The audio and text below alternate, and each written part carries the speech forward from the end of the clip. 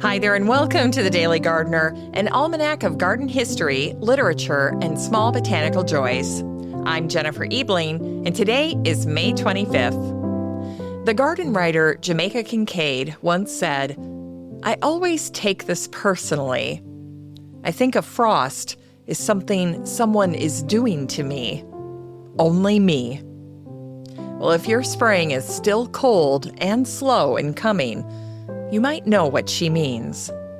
Even now, far into May, some of us watch the sky and the temperatures with suspicion. The soil has warmed, mostly. The light is long, mostly. But there's still that moment in the morning when you step outside and check, just check, whether everything made it through the night. It's what gardeners do until the nighttime temperatures are reliably warmer. And that moment can take a little longer than we'd like, but it will happen soon if it hasn't already. But until it does, gardeners need to be vigilant. Here's today's garden history. It was on this day in 1911 that the American botanist Cyrus Pringle died in Burlington, Vermont. He was 73 years old. Cyrus was born on May 6, 1838, in East Charlotte, Vermont. His father, George, died on Cyrus's 5th birthday from a fever epidemic that swept through the community. As a boy, Cyrus wandered the woods alone, writing poetry and collecting plants. In 1859, when Cyrus enrolled at the University of Vermont, he hoped to study writing. But before the semester was over, his brother died, and Cyrus returned home to manage the farm for his widowed mother. When Cyrus joined the Society of Friends in 1862 and became a Quaker, he met a young teacher named Elmira Green. 4 months after they married, Cyrus was drafted to serve in the Civil War. Reporting for duty as a resistor, Cyrus would not carry a musket or even serve in a hospital. Yet when his uncle offered to pay the $300 fee to free him from service, Cyrus refused, calling it blood money. And so on October 3rd, 1863, at camp in Culpeper, Virginia, 2 sergeants led Cyrus from his tent, forced him onto his back on wet ground, and tied his wrists and ankles to 4 stakes in the shape of an X. Even when they threatened to kill him, Cyrus refused to yield. That night, he wrote in his diary, "It can but give me pain to be asked or required to do anything I believe to be wrong." And then Cyrus wrote one more line. "This has been the happiest day of my life, to be privileged to fight the battle for universal peace." When President Lincoln heard what happened, he personally saw to Cyrus's release. After weeks spent recovering from his ordeal, Cyrus and Elmira welcomed a daughter, Anne, born in 1864. But soon after, Elmira filed for divorce. She had no desire to be a botanist's wife, and he had no desire to give it up.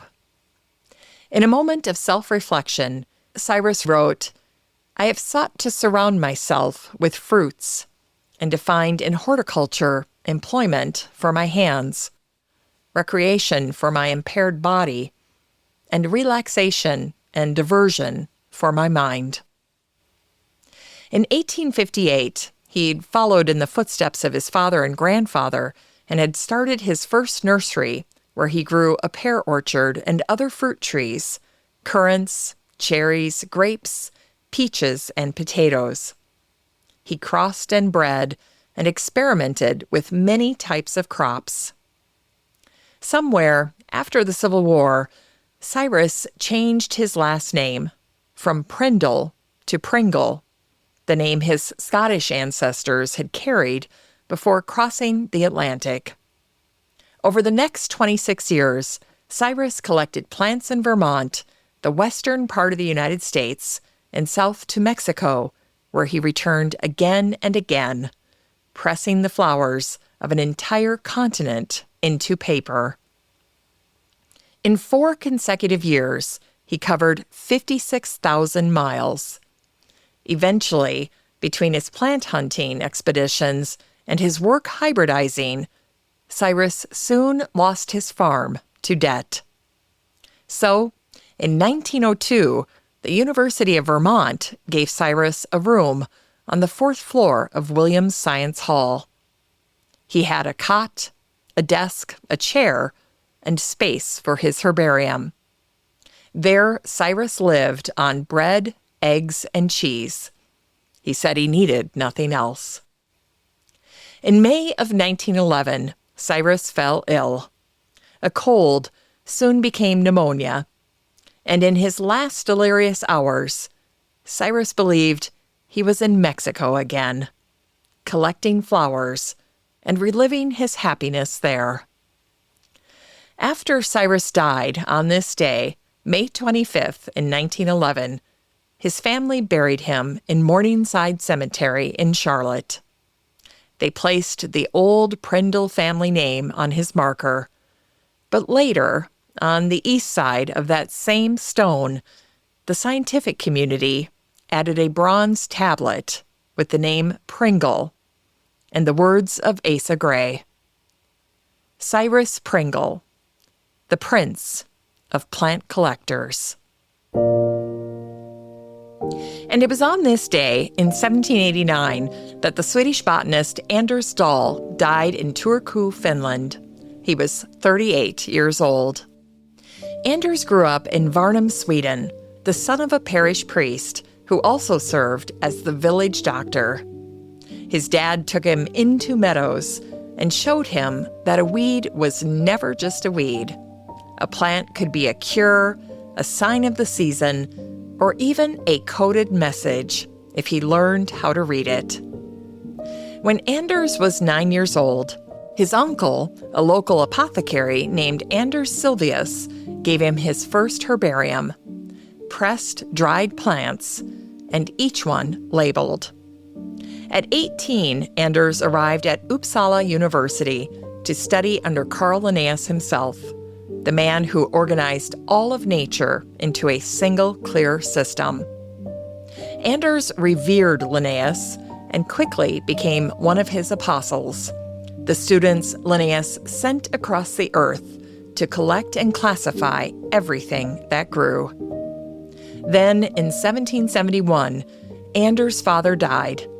Anders left the university and his degree unfinished and spent the next decade as a hired curator, organizing other men's collections, doing the work that made them famous. Then Linnaeus died in 1778. And just a few years later, Anders watched Linnaeus's widow sell her husband's entire collection to England. 14,000 plants, thousands of letters, all gone. That's when Anders sprang into action. He labeled every duplicate specimen in his possession. He marked them like relics in his own careful hand, from Linnaeus. In all, there were around 6,000 specimens, and each one was a testimony to Carl Linnaeus's work that it all happened first on Swedish soil before it was taken to England to start the Linnaean Society. In 1787, Anders carried all of his work to Turku, Finland, where he had finally secured a professorship and something of his own to build. But then he died 2 years later, succumbing to a terrible strain of pneumonia. He was 38 years old. 2 years after Anders died, the Spanish botanist Antonio Jose Cabanillas received seeds from Mexico for a flower no one in Europe had ever seen. While he was alive, Anders and Cabanillas had never met. But the botanist Carl Peter Thunberg had written to Cavanias 24 letters sharing news of Swedish botany, including Anders' final published work. And that's why, when the flower bloomed in Madrid in 1791, Cavanias named it for Anders in a single Latin phrase that read, "In honor of Mr. Anders Dahl, Swedish botanist." And that's how the dahlia got its name.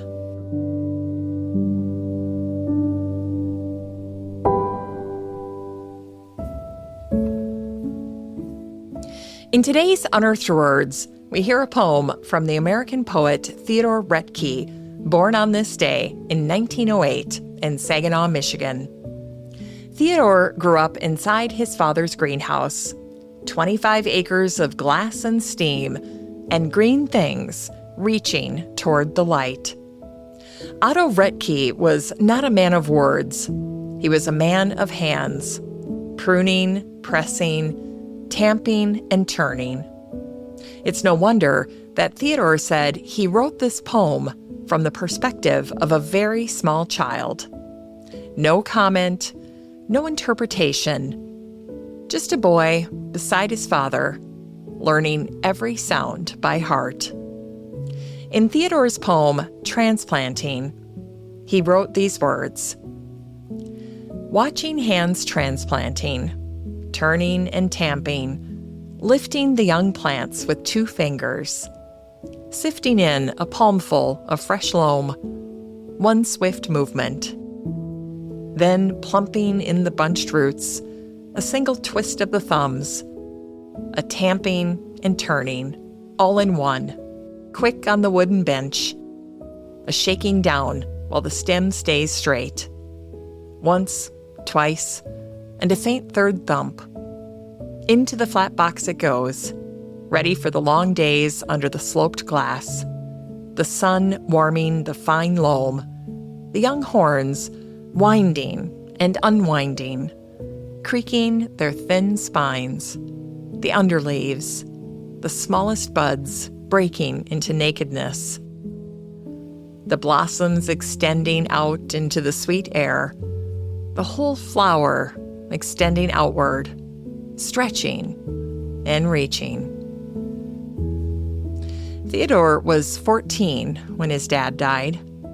The greenhouse was sold, and the bench was long gone by the time he became a writer. Theodore spent the rest of his life getting back to that bench. The once, twice, and the faint third thump was the memory of movement he never forgot.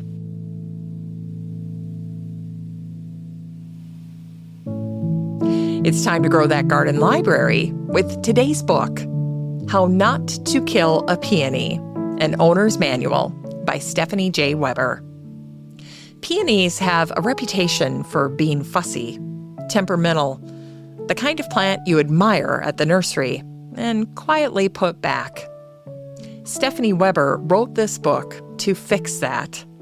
It's 98 pages, plain-spoken, practical, offering real outdoor photos at every stage. And Stephanie covers everything: how to choose a variety that won't flop after the rain, how to dig and divide, how to cut fresh buds and cold store them for up to 7 weeks, and how to deal with aphids without reaching for the chemicals. And Stephanie is exactly the right person to write this book, because back in 2006, she and her husband Mike planted 1,200 peonies, 40 varieties, in 22 rows on half an acre in Indiana. Their intent was to grow them for resale. But what Stephanie discovered in the decade that followed is that most people know almost nothing about peonies. And that's why she would launch into her standard explanation and watch people's eyes glaze over with boredom bordering on fear. The problem, Stephanie says, is timing. Peonies bloom in May, but they're planted in fall. You fall in love with the flower and then discover you have to go home and wait 6 months, for an ugly bare root. Stephanie calls this the wanting getting gap. Stephanie wrote, "You're in the mood for a peony in May when they're in bloom, but you can't get your hands on a root until fall. And it's a root. You want a beautiful flower, but all you can get is an ugly old root." This book is the bridge across that gap. Everything Stephanie has learned from 1,200 peonies, written plainly for the rest of us who just want to grow them.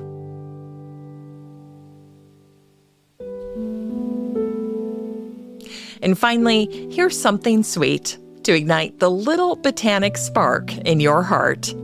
It was on Whit Sunday, May 25th in 1997, that the English plantswoman Beth Chatto wrote to her old friend Christopher Lloyd from her home at Elmstead Market in Essex. In the letter, Beth reveals that her husband's health was failing. Andrew Chatto, her husband of 54 years, could no longer walk the garden paths they had made together. She shared that Andrew was barely eating, and his memory for plants, the thing they had shared longer than almost anything else, was going. Christopher had offered to send his gardener, Fergus, to bring Beth north for a visit. But in this letter, she replied, "You know I would love that, too, but I could not feel at ease to leave Andrew. He has had several bad times over these past 2 weeks and is physically very frail, although his mind is still clear." So Beth stayed, and she brought the garden indoors near Andrew instead. She wrote, "I put by his chair little pots of flowers, which he cannot walk out to the garden to see. His memory for plants is going, but it helps to see them." Beth cooked directly from the vegetable beds, the ones she'd been tending since March, and brought the plates to where Andrew sat. Beth wrote, "And although he eats so little, it's a pleasure to make tempting little dishes we can share. There is already so much in the vegetable garden: young carrots from the tunnel, and broad bean tops, asparagus, and true spinach, all are treats." This is a glimpse of Beth Chatto in 1997. Not the plantswoman, not the author, and not the gardener who changed how England thought about plants. Just a woman carrying a little pot of flowers down a hall to a chair by a window where the man she loved was waiting.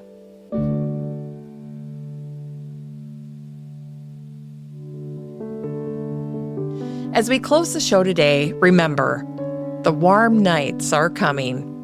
And when they arrive, you'll know, not because someone told you, but because you stop checking. I used to tell my kids when they left the house without a coat on, I can teach you or God can teach you. Either way, you'll learn.